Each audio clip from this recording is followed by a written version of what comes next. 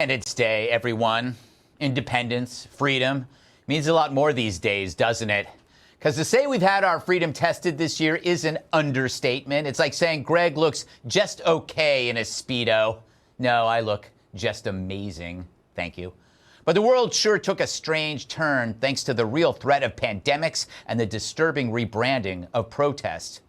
We lost the freedom to go to work and earn a living, the freedom to go out and socialize, get a haircut, hug grandma while giving her a haircut, and of course the freedom to run a small business without some D-bag setting fire to it in the name of justice.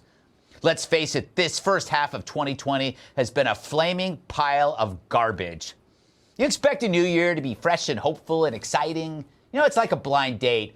We all hoped 2020 was going to be on the other side of the door, looking like this Elvis. And instead, we got this Elvis. But if 2020 were a band, it would be Maroon 5. If 2020 were a TV show, it would be The View. If 2020 were human, it would be this jerk. We had no idea how much crazy we were in for. Every week, things got weirder and scarier. And just when you thought it couldn't get more chaotic, there was still room for more crazy. You know how TV shows would do predictions at the beginning of every year? Let's see how we did. Fortune magazine, which sadly isn't a magazine devoted to Wheel of Fortune, Terry, has taken on the awesome task of making some predictions about the year ahead. Some highlights: they expect turbulence in the world economy, but nothing like the crash of 2008. They think Quentin Tarantino may finally win a Best Directing Oscar, and he should. I like to look towards the future, just assuming general gloom and doom. I'm going to eat more apples. Wow. I really did lose a lot of weight, like half a person. Anyway, that past glimpse offered absolutely nothing to this present show. I got dumber actually listening to it. And the guesses weren't even close. But who could have predicted the stuff that would really happen? Who could have predicted schools would be closed and you'd be stuck inside the house with your kids all day? Working from home, too, if you were lucky, but with no pro sports to watch. And also, soccer. Can't go to the gym anymore? Yep, I was back to lifting socks filled with sand and teeth. If Tyrus had predicted social distancing, we'd be like, what are you talking about?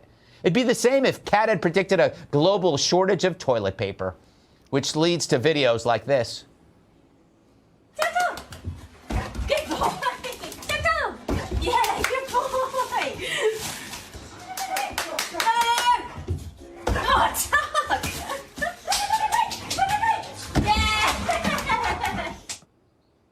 The world's going to hell. No one predicted any of this.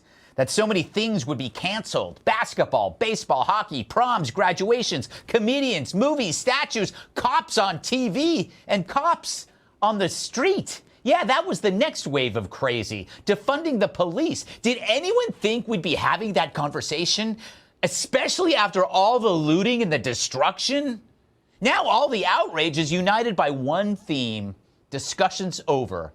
Dialogue's now replaced by violence because the loons have no realistic demands. Defunding the police? You're just asking for a no. And then if you do, it's never enough, is it? So you saw media defend lawlessness as protest. Of course, when the riot gets too close to their homes, they call the cops. No surprise. But if you want to see a community without cops, we just got a glimpse. Take that autonomous zone in Seattle, where cops weren't allowed. First they called it the Chaz. Now it's the Chop. Either way, they built a wall and walked the streets armed. In short, they became briefly Republican. All they needed were golf clubs. Except they did it wrong, on other people's turf. The moment you allow trespassing under the guise of protest, man, that guarantees trouble, because if local government allows that, as it had, it's going to pit citizens versus the mob. So everyone in the media defending criminal behavior may end up ushering in a war that we didn't see coming. Especially if they then mock the public for trying to defend itself from the criminals. The elites are laughing at you as they protect themselves. But I'm glad the zone was tried, so the rest of the idiots see how a society works without police. It doesn't. And we still got the virus among us. Just when some parts of the country are starting to open up again, other parts are reclosing. We've experienced life without our freedoms, and it sucks. We want it back.